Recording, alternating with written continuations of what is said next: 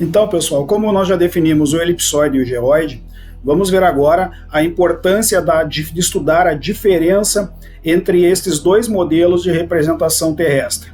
Primeiro, que nós podemos dizer sobre a diferença do geoide e do elipsoide. Ela é denominada de ondulação geoidal e ela representa, conforme vocês podem ver aqui na figura ao lado, exatamente a diferença altimétrica de referencial para as altitudes no nível da superfície topográfica do planeta Terra. A equação que se obtém a ondulação geoidal, representada aqui pela letra N, define que a altitude ortométrica, também chamada de altitude geoidal, é igual, portanto, a medida partindo do geoide até o nível topográfico da superfície terrestre, letra H, ela é igual à altura elipsoidal, também chamada de altura normal ao elipsoide. Por que normal? Normal é sinônimo de que tem um ângulo reto.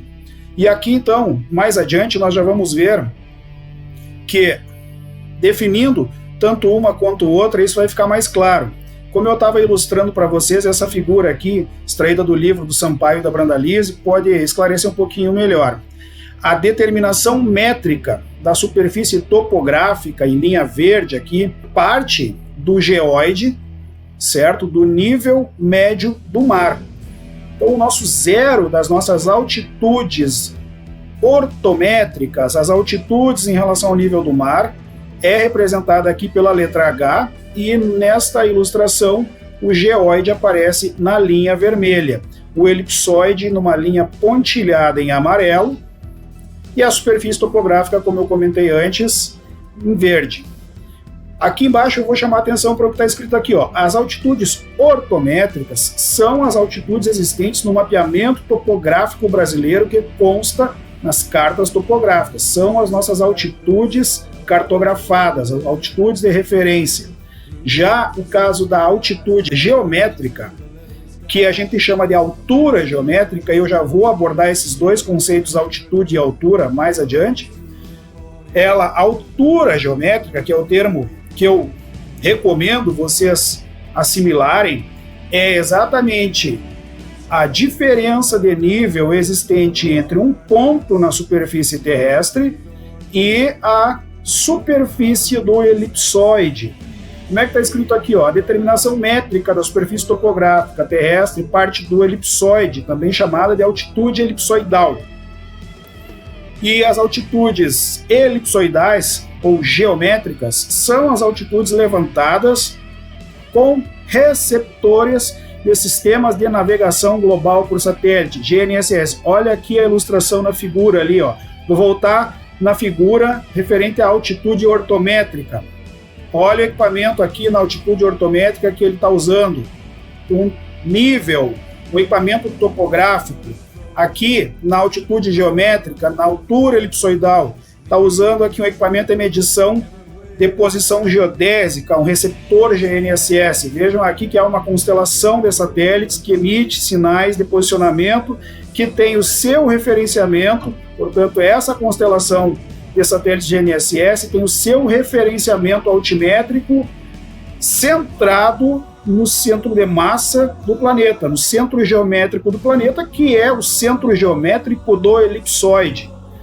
Entendido? Então, bem claras estas duas concepções de modelos terrestres, o geoide e o elipsoide, e a diferença entre eles. Para definir, então, essa diferença entre a altitude ortométrica ou geoidal e a altitude geométrica ou elipsoidal, eu vou recorrer aqui à norma técnica 14166, que está postada na disciplina e que tem no seu item definições a explicação de exatamente o que cada uma delas significa.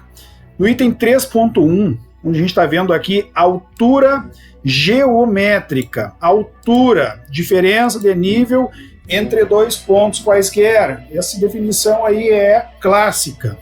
É a distância, altura geométrica, distância de um ponto ao longo da normal elipsoide entre a superfície física e a sua projeção na superfície elipsoidal. Representa-se por h minúsculo, sendo também conhecida como altitude geométrica, segundo a expressão h aproximadamente igual a n mais h maiúsculo. N sendo ondulação geoidal, h maiúsculo, altitude ortométrica. Já a altitude ortométrica é a distância de um ponto ao longo da vertical entre a superfície física, portanto topográfica, e a sua projeção na superfície geoidal. Olha aqui, ó, superfície equipotencial que coincide com o nível médio não perturbado dos mares. A definição do geoide, lembra lá da aula do geoide? Equipotencial gravitacional, define o modelo geoidal. A altitude ortométrica representa-se pela letra H. E como que a gente obtém, então, esta ondulação geoidal, esta diferença de nível entre a altitude geoidal ou ortométrica e a altura elipsoidal ou geométrica? Bem, o IBGE disponibiliza uma ferramenta de interpolação desses valores, o sistema de interpolação de ondulação geoidal CIRGAS 2000. CIRGAS 2000 é o datum oficial brasileiro, e isso nós já vamos ver em seguida. O sistema de interpolação de ondulação geoidal ele é chamado de MapGeol 2015. MapGeol 2015 também é o nome do modelo geoidal para o Brasil. E esse sistema, esse software, primeiro que ele é gratuito, então vocês podem instalar em qualquer momento, baixar da página do IBGE e fazer o uso dele livremente. Tem dois meios de entrada de dados, pelo teclado e por arquivo. Nós vamos fazer uma simulação aqui, entrando com dados via teclado, digitando as coordenadas de latitude e de longitude de um ponto qualquer aqui na região de Santa Maria. Eu vou escolher para fazer essa demonstração um ponto de uma referência de nível, exatamente porque nós vamos observar aí o valor da ondulação geoidal e ver se ele procede, calculado a partir do método relativo, partindo do modelo MapGeol 2015, em comparação com o levantamento do método absoluto. O que é isso? Quer dizer, o método que exige o transporte de nivelamento de um ponto ou uma RN, referência de nível, que seja rastreada com um receptor GNSS. Então, esse valor do método absoluto, eles são valores verdadeiros, precisos. O método relativo, ele vai nos entregar uma resposta aproximada para a ondulação geoidal. A verificação que nós vamos fazer é exatamente o quanto dessa aproximação está acurada com o valor exato, tá? Então a gente vai pegar aqui o software que está instalado nesse meu computador e aí usar um ponto de uma RN conhecida aqui na região de Santa Maria. Olhando aqui então para o software MapGeol 2015, como eu falei para vocês, a gente observa que na interface dele existem, como eu havia falado, dois níveis de entrada de dados, via teclado, digitando ponto por ponto, ou via arquivo, digitando uma relação de N pontos. Chamou atenção para a forma de entrada nos dados. Aqui está marcado GMS, que seria grau, minuto, segundo, para latitude e longitude, e marcar aqui, para o ID para o ponto, o valor 1, e na latitude negativo, porque nós vamos usar a região de Santa Maria, e Santa Maria tem latitudes abaixo do Equador, portanto negativas. Vejam que as longitudes aqui, elas estão todas em negativo, porque todo o Brasil está a oeste de Greenwich. Então, todas as nossas longitudes são negativas. Vamos preencher esses dados aqui com coordenadas de uma referência de nível. Onde que nós vamos encontrar uma referência de nível? Bom, em Santa Maria existem aí várias referências de nível materializadas em diversos pontos da cidade. Para nós acessarmos aos dados, eu vou recorrer a uma ferramenta que existe aqui na internet do Portal da Infraestrutura Nacional de Dados Espaciais, a INDE. E lá no portal da INDE nós temos nas várias camadas, as quais eu já selecionei ali para não perder muito tempo, uma delas do IBGE, que tem um GeoServer, portanto um serviço de fornecimento de dados geográficos online, e lá nós vamos encontrar ali o banco de dados. Eu digitei ali o termo de busca, banco de dados geodésicos, para encontrar referências de nível. Ao clicar em referências de nível, nós temos aí a observação das referências de nível, ou seja, das medidas de nível altimétrica referenciadas ao geóide, ao nível médio do mar. E aqui, nessas referências de nível, são feitos os levantamentos para monitoramento desses valores, e alguns desses levantamentos são feitos, como foi visto antes, por método absoluto, com rastreamento com estações GNSS, ou mesmo a partir de métodos topográficos diretos por nivelamento. Atualmente se faz esse levantamento por GNSS. Vindo aqui, vocês vão ver aqui que esse entroncamento entre a BR-158 e a ERS-509 nos fornece aqui um ponto ali, onde era o trevo do Castelinho, agora já tem ali a elevada, né? Nós vamos ter ali, então, o valor da latitude e da longitude do ponto, e todos os parâmetros que se referem a esse ponto, inclusive a altitude, né, a altura geométrica, a altitude normal. Nesse caso aqui, a altitude normal, altinormal, é a altitude, né, mesmo, é referenciada ao geóide, e a altigeome seria a altitude geométrica, ou também chamada de elipsoidal. Não tem aqui o valor da diferença de ondulação geoidal, e a gente vai obter isso e ver se essa diferença está dentro dessa margem aqui, como está mostrando no relatório da referência de nível. Primeiro que nós precisamos a latitude e a longitude. Vamos pegar aqui de novo a ferramenta.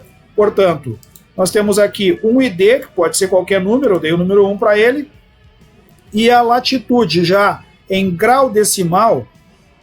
Olha aqui, se fosse grau minuto segundo, nós teríamos aí o ID do ponto 1 negativo, grau 29, olha aqui, eu estou pegando daqui, ó, grau 29, minuto 41, segundo 43,31594.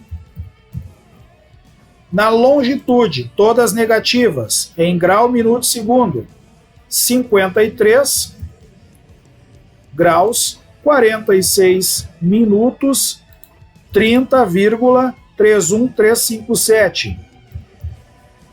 E aí, nesse ícone que tem uma forma de um botão de play, nós vamos processar o ponto. Observem que o valor da diferença de nível da ondulação geoidal entre a altitude geométrica elipsoidal e a altitude normal ao geóide, a altitude ortométrica, ele é 9,56 metros para esta coordenada. Vamos conferir ali se essa distância medida a partir do modelo geoidal está aproximadamente igual ao que define aqui o relatório do levantamento e rastreamento daquela estação. Muito bem, então, usando a calculadora, a gente vai fazer a representação matemática da definição da ondulação geoidal. O que é a ondulação geoidal? É a diferença entre a altitude geométrica, portanto aqui nós temos ela como 125,278 e altitude ortométrica ou geoidal, que ali é 115,7138 metros. Isso vai dar um valor de 9,5642 metros. Olha o valor de representação ali calculado pelo sistema, portanto, confere. A diferença aqui da aproximação se dá na casa de milímetros, 9 metros, 56 centímetros, 44,2 milímetros, ou 9 metros, 56 centímetros. 4 milímetros de diferença. Isso é muito, muito pequeno. É quase que insignificante para o valor de uma determinação feita por método absoluto para o valor de uma determinação feita a partir de um modelo geoidal digital. Então, só para ilustrar, aí um recorte do modelo de ondulação geoidal MapGeol 2015, que está no site do IBGE. Para interpretar essa variação, nós observamos que em Santa Maria, essa ondulação geoidal é de aproximadamente 9,5 metros. Vocês já viram no cálculo que a gente acabou de fazer. O que quer dizer isso? Que o geoide, a superfície geoidal, ela está aproximadamente 9,5 metros acima do elipsoide aqui na região de Santa Maria. Significa que, partindo do nível topográfico, se nós formos medir essas diferenças altimétricas, o geoide ele vai estar sobre o elipsoide. A figura inteira, para vocês verem aqui, vocês podem consultar isso lá no site do IBGE. E agora sim, a gente vai falar em datum. Como eu havia falado antes ali, na telinha do software MapGeol 2015, falava em Sirgas 2000. Sirgas 2000 é o datum oficial usado no Brasil. Mas o que vem a ser esse tal de datum, essa palavra que vem do latim e que significa dado, tá? Aliás, o plural de datum não é datums, é data. Coloquialmente, para facilitar a nossa conversa, a gente vai falar em datums, mesmo a gente sabendo que isso não é correto, tá? O que a gente pode dizer? Os sistemas geodésicos, eles têm que buscar sempre o melhor ajustamento, a melhor correlação entre os dois modelos de representação, geoide e elipsoide. E para que isso ocorra, é necessário eleger um elipsoide que melhor se ajuste ao geoide, estabelecendo a partir daí, então, uma origem para os sistemas de coordenadas geodésicas que estão referenciados a esse elipsoide. E aí, então, nós temos a definição do datum horizontal e do datum vertical. O que vem a ser isso? Portanto, em conceito, datum é um conjunto de pontos e seus respectivos valores de coordenadas que definem as condições iniciais para o estabelecimento de um sistema geodésico. Um sistema geodésico ele é um conjunto de estações geodésicas, marcos. Marcos são estruturas de concreto que são materializadas, instaladas na superfície topográfica, sobre as quais se determinam com alta precisão as suas coordenadas.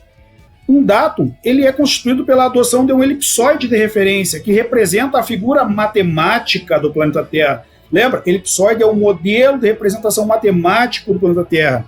O datum é composto por esse elipsoide de referência, por um ponto geodésico de origem e por um azimuth inicial que fixa os sistemas de coordenada e que servem de marco inicial para as medidas de latitudes e longitudes. Entretanto, a gente tem que entender o seguinte: existem datums diferentes, datums mais antigos e datum recente, datum atual. Tá? O que são esses datums mais antigos? Esses datums mais antigos são os chamados datums topocêntricos. Aqui vocês podem ver por que são antigos. SAD 69, 69 é a década, 1969. SAD, South American Datum, datum da América do Sul de 1969. Córrego Alegre é um outro nome de um datum. NAD 27, North American Datum de 1927, North American Datum de 1984, entre outros. Por que eles são antigos, chamados de antigos? Porque até estas datas não havia esta concepção de centro geométrico do elipsoide global, que é o caso que nós vamos olhar aqui para o lado direito da tela, o datum geocêntrico, que nós temos dois atualmente, que são os usuais em todos os sistemas de georreferenciamento e, portanto, nos sistemas que definem as posições geométricas e geográficas dos objetos sobre a superfície terrestre. Nós temos atualmente dois datums geocêntricos, o WGS-84, que é o mesmo nome do elipsoide World Geodetic System de 1984, e o Sirgas 2000. Lembra lá da telinha do MapGeol 2015. Sirgas 2000, Sistema Internacional de Referência Geodésica da América do Sul, do ano 2000. Estes dois datums, eles são geocêntricos e são os datums que são utilizados atualmente em todos os sistemas de georreferenciamento. Não se descartam os datum topocêntricos mais antigos, porque ainda eles estão inseridos em recursos de posicionamento, como as cartas topográficas que nós temos aqui no caso do Brasil, cartas referenciadas ao elipsoide, ao datum SAD 69 e ao córrego alegre. Vamos entender um pouquinho o que isso significa na prática. Um datum e um outro datum. Um datum geocêntrico e um datum topocêntrico. Se nós tivermos, vamos entender assim, um levantamento numa área agrícola, por exemplo, e em campo, estacionarmos os instrumentos para georreferenciar esta área e nas configurações definirmos um tipo de datum topocêntrico, nós podemos observar um posicionamento. Na medida que este datum for definido como geocêntrico, observa a diferença de A para B. O que acontece? Alteram-se as posições do georreferenciamento, as coordenadas dos vértices, e isso provoca erros grosseiros nos levantamentos, principalmente levantamentos feitos com receptores GNSS. Volto a dizer, por quê? Porque receptores GNSS têm no seu centro de origem geométrico de todo o equacionamento a referência espacial de um elipsoide geocêntrico com referência ao centro geométrico do globo terrestre. Por isso ele é chamado geocêntrico. Se a gente está trabalhando de forma desconfigurada com o equipamento em campo e não estiver atento a esta definição de um datum geocêntrico usando um recurso GNSS, nós podemos fazer um levantamento, gerando aí um erro de posicionamento, uma vez que o datum atualmente utilizado não é o datum topocêntrico, e sim o datum geocêntrico. Então, mais uma vez, olha a diferença de deslocamento. Claro que isso aqui é apenas uma ilustração para mostrar para vocês que podem ocorrer grandes diferenças de posicionamento, e isso é meramente ilustrativo, não tem nada de medida sobre essa ilustração que eu estou colocando. Mas na prática serve para vocês entenderem que a não configuração correta de um equipamento em campo, ou mesmo a não definição correta dos parâmetros de um software na hora de elaborar a cartografia do levantamento, isto pode repercutir aí em erros grosseiros. Falando então em data geocêntricos, sabendo já que data é o plural de datum, então nós temos aí o Sirgas 2000 e o WGS 84, como a gente já viu antes. Agora, datum horizontal. O que é o datum horizontal ou planimétrico? É o ponto de referência geodésico que representa a base dos levantamentos horizontais, ou seja, ele é definido pelo conjunto de parâmetros onde ocorre a localização ideal coincidente entre o geóide e o elipsoide, ou seja, onde a ondulação geral é igual a zero, e o desvio da vertical é nulo ou mínimo. Tanto a vertical ao elipsoide quanto a vertical ao geóide não devem ter uma angulação de diferença, uma diferença de ângulo entre elas, o mínimo possível ou nenhuma, ou seja, que sejam coincidentes. Também podemos dizer que é um ponto de referência para todos os levantamentos cartográficos sobre uma determinada área. O datum horizontal ele assume uma origem topocêntrica, como a gente já viu, os datums mais antigos, e atualmente nós temos datums geocêntricos, que amarram, que fazem a coincidência entre o elipsoide e o geóide. Na linha do tempo dessas mudanças, nós vamos ter na década de 50 o uso do córrego alegre, o datum que tinha o astro Chua, portanto um ponto astronômico, como o ponto de referenciamento para a origem das coordenadas. Já em 1979, já se utilizava o South American Datum de 69, com o elipsoide internacional IUGG de 67, que perdurou até o ano 2005, quando foi assumido no Brasil o uso do Sirgas 2000. Nesse meio tempo, surgiu o WGS 84, que passou a ser o elipsoide geocêntrico, o datum geocêntrico para uso global. Já a partir de 2015, não se usou mais o South American Datum de 69 e no Brasil se assumiu como datum oficial o Sirgas 2000.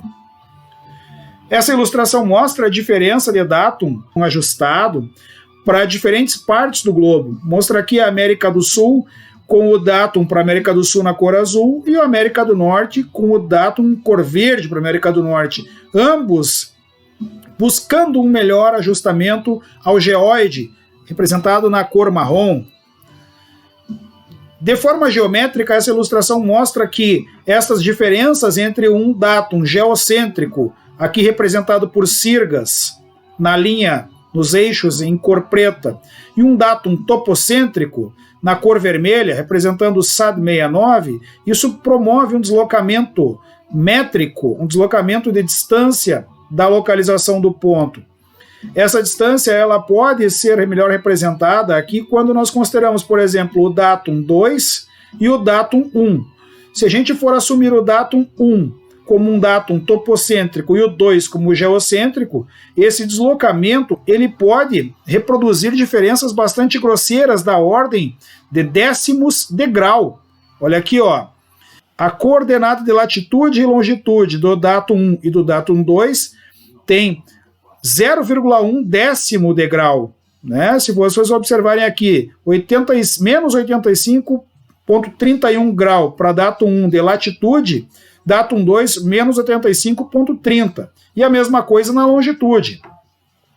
Visualmente, olhem aqui ó, que a diferença de sistemas de referência de datum produz. Produz diferenças de deslocamento nas posições. E aqui, nesse slide, a gente enxerga aí uma distribuição, uma alternância da posição dos datums diferentes em comparação ao WGS 84, que está aqui, ó, bem no centro.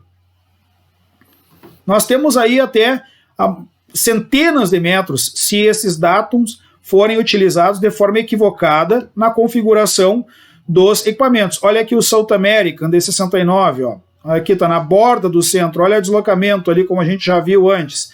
Lembrando que o WGS 84 ele é coincidente, ele é equivalente ao Sirgas 2000. Já o datum vertical ou altimétrico é a superfície formada pelo nível médio do mar definido através de um marégrafo, a partir dos longos períodos de observação para estabelecer uma altitude zero. Essas altitudes são calculadas partindo-se, portanto, desse datum altimétrico. No Brasil, o datum vertical é o marégrafo de Imbituba. Eu utilizei aqui as ilustrações extraídas da aula de nivelamento geométrico do professor Carlos Alberto Nadal, da UFPR, que está disponível nesse link e que foi acessado no dia 9 de abril de 2020. Observem que lá, nesse slide da aula do professor Carlos Aurélio Nadal, vocês enxergam ali várias fotos do marégrafo de Imbituba, a foto dos equipamentos, a foto do registrador, no tambor de registro ali, feito com ainda tinta sobre um papel graduado, e aqui a situação de instalação desse marégrafo no porto. Observem aqui que nós temos o casco de um navio ao lado ali, né? E aqui uma referência de nível. Essa referência de nível tendo nela aí o marco zero como referência de nível, ou seja, o marégrafo de Imbituba, que é o nosso datum vertical. Um outro exemplo mais detalhado de marégrafo é o marégrafo da Praça São Marco, em Veneza, na Itália. Também aqui, um tambor com papel graduado e uma caneta de tinta registrando as oscilações das marés que vão levar ao cálculo de um nível médio destas oscilações. Para o Brasil, nós temos aí o Serviço da Infraestrutura Nacional de Dados Espaciais, que a gente já viu antes, que nos informa aqui a rede altimétrica brasileira. Então, essa rede altimétrica, ela pode ser acessada por esse link. A gente já acessou o portal da IND, né, da INDE, e vocês podem, então, fazer uso dessas informações em qualquer tempo. Quanto ao Sistema Geodésico Brasileiro, o que é isso? Nós já falamos aí em datum, falamos aí em geoide, falamos em elipsoide e em ondulação geoidal. O sistema geodésico Ele é uma estrutura materializada por estações geodésicas que são distribuídas adequadamente por todo o território do país e servem de referência ao nosso posicionamento, à nossa localização, ao georreferenciamento no território brasileiro. É uma infraestrutura de referência a partir da qual os novos posicionamentos são efetuados. O Sistema Geodésico Brasileiro é o SIRGAS 2000, Sistema de Referência Geocêntrico para as Américas, e utiliza como elipsoide de referência o Geodetic Reference System de 1980. Uma foto aqui de uma das estações do Sistema Geodésico Brasileiro, que está instalada exatamente sobre o prédio 42 do Centro de Ciências Rurais da Universidade Federal de Santa Maria. O Sistema Geodésico Brasileiro, resumindo então, é constituído por mais de 70 mil estações implantadas pelo IBGE em todo o território brasileiro e possui 3 redes: a planimétrica, de latitude e longitude de precisão, a altimétrica, com altitudes de alta precisão, e a gravimétrica, que contém os valores precisos da aceleração gravimétrica. Essa tela aqui mostra o Banco de Dados Geodésico do Brasil, uma parte do que está mostrado aqui. A gente pode acessar isso via a página da INDE e acessar o banco de dados e observar ali todos os dados de todas as redes que a gente acabou de falar aqui nesse slide anterior. Com essas orientações e aprofundamentos, a gente finaliza a explanação referente a esta aula 3, as formas de representação da Terra. Espero que vocês assistam a todos os vídeos que eu estou postando com partes dessa aula, detalhando conceitos e fazendo, inclusive, demonstrações da aplicação desses conceitos. Na medida em que a gente vai avançando, eu espero que vocês também vão acompanhando isso e, quando surgirem dúvidas, peço que vocês reportem essas dúvidas, seja pelo Moodle, seja pelo WhatsApp. Bons estudos e uma boa continuidade de semestre aí para todos. Abraço!